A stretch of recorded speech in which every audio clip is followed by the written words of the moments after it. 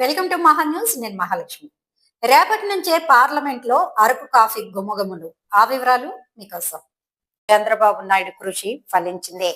Araku parliament నియోజకవర్గం పరిధిలోని గిరిజనులు ఒకప్పుడు గంజాయి సహా ఇతర నిషేధిత పంటలు పండించేవారు. వారిని ఆ మార్గం నుంచి తప్పించి వాణిజ్య పంటలైన పసుపు, కుంకుమ పువ్వు, కాఫీ పండించే దిశగా చంద్రబాబు నాయుడు 2014-19 మధ్య ప్రోత్సహించారు.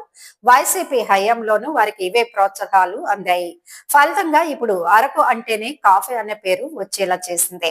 కేవలం గిరిజనులకు కాఫీ పండించే దిశగానే ప్రోత్సహించడం కాకుండా కాఫీకి మార్కెటింగ్ చేసే బాధ్యతను కూడా ప్రస్తుత కూటమి ప్రభుత్వం తీసుకుంది. దీంతో ప్రభుత్వం తరపున అతిథులకు గిఫ్ట్ ప్యాక్ గా కూడా అరకు కాఫీ ఉత్పత్తులను 3 రకాలుగా అందిస్తున్నారు. ఒకటి అరకు కాఫీ గింజలను నేరుగా ఇవ్వడం, ఇన్స్టంట్ కాఫీ పౌడర్, చకోరీలతో కూడిన ఫిల్టర్ కాఫీ పొడిని అందించడం. ఈ 3 కూడా ప్రభుత్వం ప్రోత్సహిస్తోంది. ఈ క్రమంలో దేశవ్యాప్తంగా దీన్ని ప్రాజెక్టు చేసేందుకు కీలకమైన మార్గం పార్లమెంటేనని గుర్తించిన ప్రభుత్వం ఆ దిశగా కూడా ప్రయత్నాలు చేసింది. గత నెలలోనే పార్లమెంటు సభ్యులకు గిఫ్ట్ ప్యాక్ గా అరకు ఇన్స్టెంట్ కాఫీని అందించింది. ఇదే సమయంలో పార్లమెంట్ లో కూడా అరకు కాఫీని అప్పటికప్పుడు తాగేందుకు వీలుగా స్టాల్స్ ఏర్పాటు చేయాలని భావించిన సీఎం చంద్రబాబు నాయుడు ఇటీవల పర్యటనలో దీనికి కూడా ఆమోదం పొందారు. ఆదివారం లోక్సభ స్పీకర్ ఓం బిర్లా పార్లమెంట్ లో అరకు కాఫీ స్టాల్స్ ను ఏర్పాటు చేసుకునేందుకు అనుమతి ఇచ్చారు.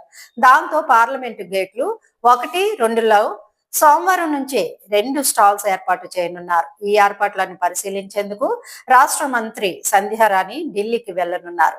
ప్రస్తుతం పార్లమెంటు బడ్జెట్ సమావేశాలు జరుగుతున్న నేపథ్యంలో కాఫీ స్టాల్స్ ను ఆమె స్వయంగా ప్రారంభించి పార్లమెంటు సభ్యులకు విక్రయించనున్నారు. కప్పు కాఫీని 20 రూపాయలుగా ప్రాథమికంగా నిర్ధారించారు.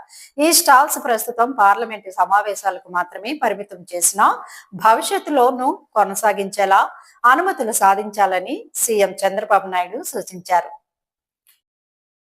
మా వీడియోస్ కనుక మీకు నచ్చినట్లయితే లైక్ చేయండి, షేర్ చేయండి, సబ్స్క్రైబ్ చేయండి.